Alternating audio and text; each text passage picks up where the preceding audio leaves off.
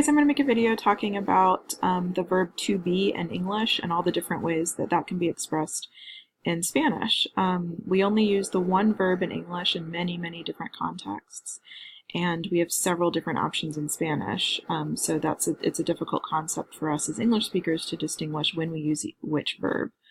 Before we talk about ser and estar, let's talk about the other three verbs in this list. Haber is, for example, hay 20 estudiantes en la clase. In English, that would mean there are 25 students in the class. Hacer, if I say hace frío, I would use to be in English. That would mean it is cold. Tengo frío literally means I have cold, but of course we know that in English we say I am cold. We use to be for that context as well.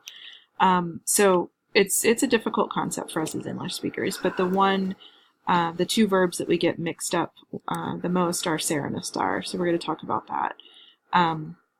You can see in these little comics some examples. Hoy es domingo. A veces estás solo. We'll talk about when to use ser and when to use estar and why we use them in these contexts. Here I have an acronym that might be helpful for you guys. Método loco literally means the crazy method. So with all these different contexts with the word método, we're going to use the verb ser, and loco is for estar, location and condition, or states of being. So let's go over each of these. Here's an example with ser, método, different questions for each of these contexts.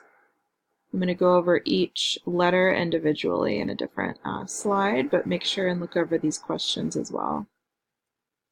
So the M would be material. Something is made of wood. Something is made of gold.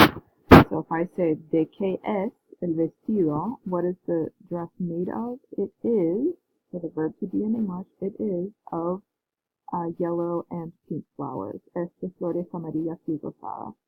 Las sillas son de madera. The chairs are of wood, are made of wood.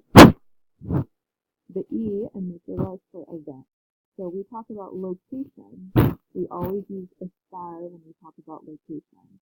However, there's an exception to that. With location of events, we use ser. The location of people, places, things. ¿Dónde está el profesor? ¿Dónde está Houston? ¿Dónde está la computadora?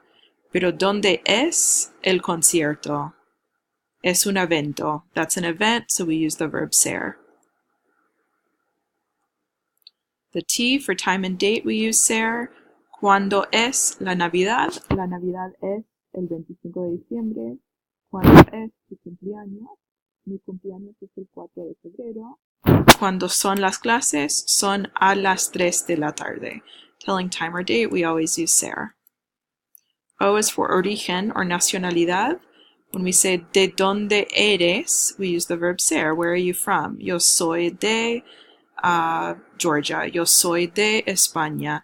Or with nationality, nacionalidad, we also use ser. So yo soy cubana, yo soy mexicana, yo soy española. D is for descripciones.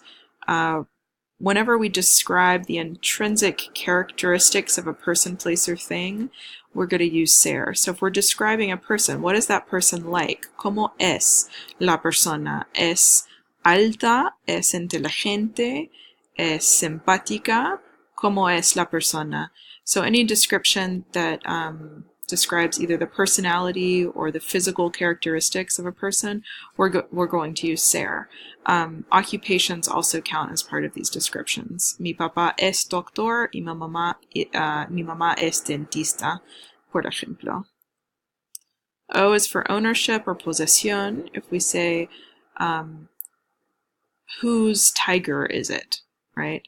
We use to be in English, pero ser en español. ¿De quién es el tigre? El tigre es de Michael Jackson. ¿De quién es la casa? La casa es de Oprah, por ejemplo.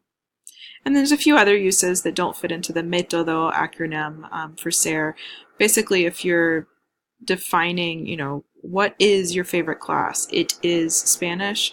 Examples like this, you're going to use ser for propósito or destinación, the purpose or destination of something. If you talk about the gift is for you, what is music for? Music is for dancing. Usamos el verbo ser. And then when you get to estar, you only have basically two contexts within this acronym, loco, locación y condición, that are going to use estar. ¿Dónde está la profesora? ¿Dónde está el libro? With people and things, but not with events, remember.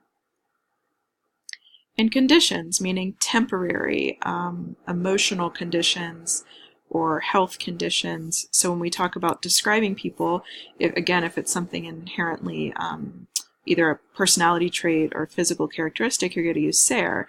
But if you're describing how someone is feeling in the moment, por ejemplo, ella está nerviosa, you're going to use estar. So if you compare ella es nerviosa with ella está nerviosa, ella es nerviosa, I'm describing her personality. She is a nervous person. She needs to be on some kind of anti-anxiety medication. Versus ella está nerviosa, she's nervous right now because she has a test tomorrow. We also use estar for the present progressive, which is that ing form in English.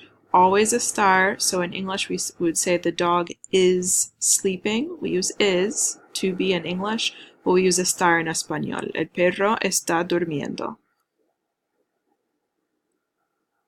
And we can see here how the definition of a sentence might change if we use ser versus estar.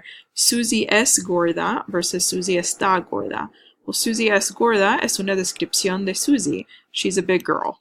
Versus está gorda, maybe she just ate a really large meal and she's feeling particularly large in the moment. Eres muy bonita versus qué bonita que estás. Eres muy bonita, that's a description of the person's physical characteristics. You are pretty. But qué bonita que estás, you're especially pretty in this moment. I'm emphasizing this moment. Maybe you got dressed up for a special occasion. And then there are words that change meaning depending on which verb we use. So the word means something completely different. Está listo, with estar, this word listo means to be ready, versus ser listo is to be smart. Here we can tell a difference. If I say la profesora es aburrida, I'm describing the teacher. The teacher is boring. So you can see the student is asleep. Versus when I use this word with estar, it means bored. So la profesora está aburrida. Now it's a temporary condition that the professor is experiencing. She is bored. So with ser, this word means boring. With estar, it means bored.